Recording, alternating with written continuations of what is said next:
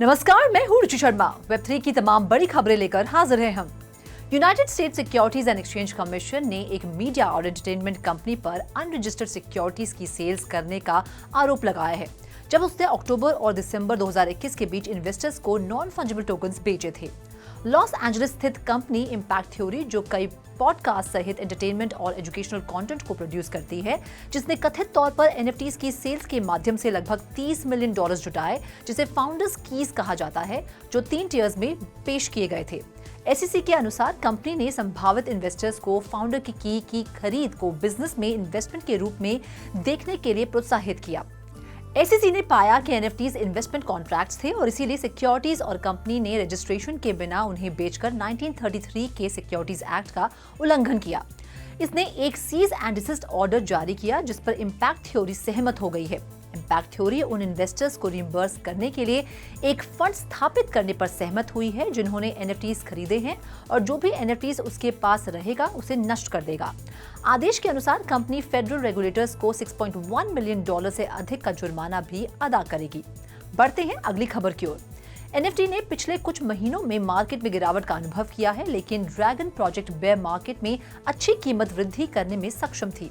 नए डेवलपमेंट्स के साथ डेसेंट्रल ड्रैगन के फाउंडर पुयोन रूही ने एनएफटी इनोवेशन के एक नए एरा क्रेजी फ्रेंड्स का अनावरण किया, जो एक एनएफटी प्रोजेक्ट है जिसका उद्देश्य एनएफटी लैंडस्केप, डिजिटल एसेट्स और ब्लॉकचेन बेस्ड कलेक्टिबल्स को फिर से डिफाइन करना है।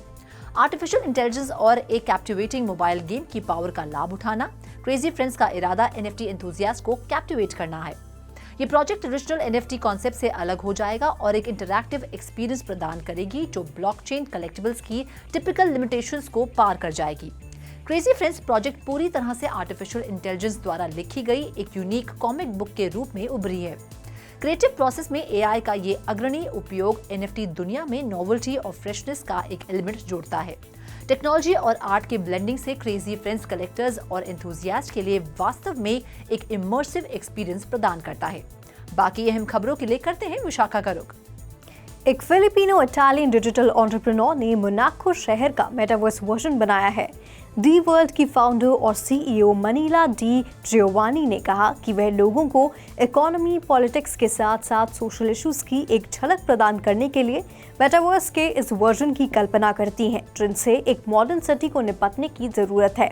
कंपनी का कहना है कि वह वी इकोनॉमी के एरा को शुरू करने के लिए सभी मेन इकोनॉमिक सेक्टर्स को एक ही वर्चुअल रियलिटी प्लेटफॉर्म में एकीकृत करते हुए दुनिया भर के सिटीज के स्मार्टर और ज़्यादा ग्रीनर वर्चुअल ट्विन्स को फिर से तैयार करती है। डी जियोवानी ने कहा कि फिलीपींस में बड़े होने के उनके अनुभव ने उन्हें मेटावर्स का अधिक पॉजिटिव वर्जन बनाने का महत्व समझा। कंपनी ने कहा कि वह पायलट प्रोजेक्ट शुरू करके सिटीज को हरित बनाने के लिए उनकी अर्बन प्लानिंग को बेहतर बनाने में मदद करने पर ध्यान केंद्रित करती हैं। मोनाको में कुछ रियल एस्टेट फर्म्स, होटल्स और रेस्टोरेंट्स ने पहले ही प्रोग्राम के लिए साइन अप कर लिया है, जो अभी भी अल्फा में है या एक वर्जन जिसका कंपनी द्वारा अभी भी परीक्षण किया जा रहा है। बढ़ते हैं अगली खबर की ओर। कैसियो एनएफटीज और वर्चुअल गुड्स की दुनिया में अपने प्रवेश का संकेत देते हुए मेटावर्स को लक्षित किया है।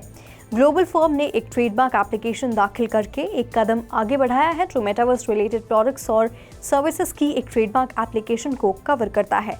कैसियो द्वारा दायर एप्लीकेशन मेटावर्स के अलग अलग पहलुओं का पता लगाना चाहता है, जिसमें कि virtual fashion, watches, NFT backed media, AI powered robots और वर्चुअल गुड्स के लिए डेडिकेटेड स्टोर्स शामिल हैं। मेटावर्स एक वर्चुअल शेयर्ड स्पेस है जो एक इंटरकनेक्टेड और इमर्सिव डिजिटल एनवायरनमेंट बनाने के लिए ऑगमेंटेड रियलिटी, वर्चुअल रियलिटी और डिजिटल एनवायरनमेंट को जोड़ती है। मेटावर्स में यूजर्स कई डिजिटल प्लेटफॉर्म, एप्लीकेशन और वर्चुअल वर्ल्ड्स में अक्सर एवेटार्स का उपयोग करके एक दूसरे और डिजिटल ऑब्जेक्ट्स के साथ बातचीत कर सकते हैं।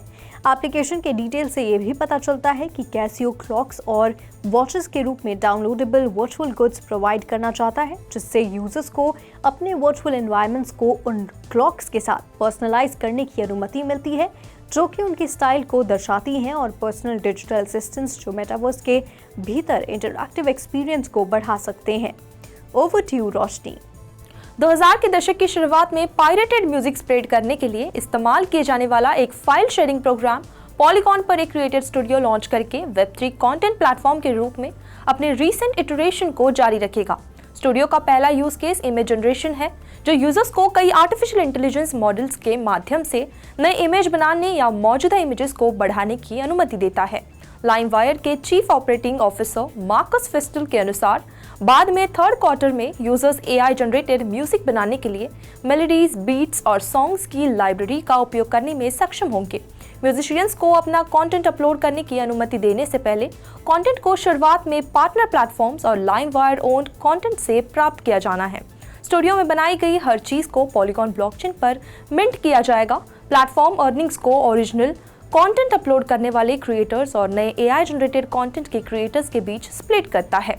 विशेष रूप से आर्टिस्ट लाइमवायर पे जनरेटेड एड रेवेन्यू का एक शेयर अर्न करते हैं, जिसका भुगतान इसके नेटिव LMWR टोकन में किया जाता है, जो उनके कंटेंट द्वारा जनरेटेड व्यूज के नंबर के आधार पर होता है।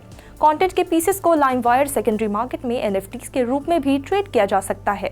इस ट्रेड वॉल्यूम पर क्रिएटर्स को रॉयल्टी रिसीव होगी, जिसका भुगतान वर्तमान में USDC में किया जाता है। तो आज के लिए बस इतना ही। ऐसी वेब3 से जुड़ी खबरों के लिए देखते रहिए 3.TV।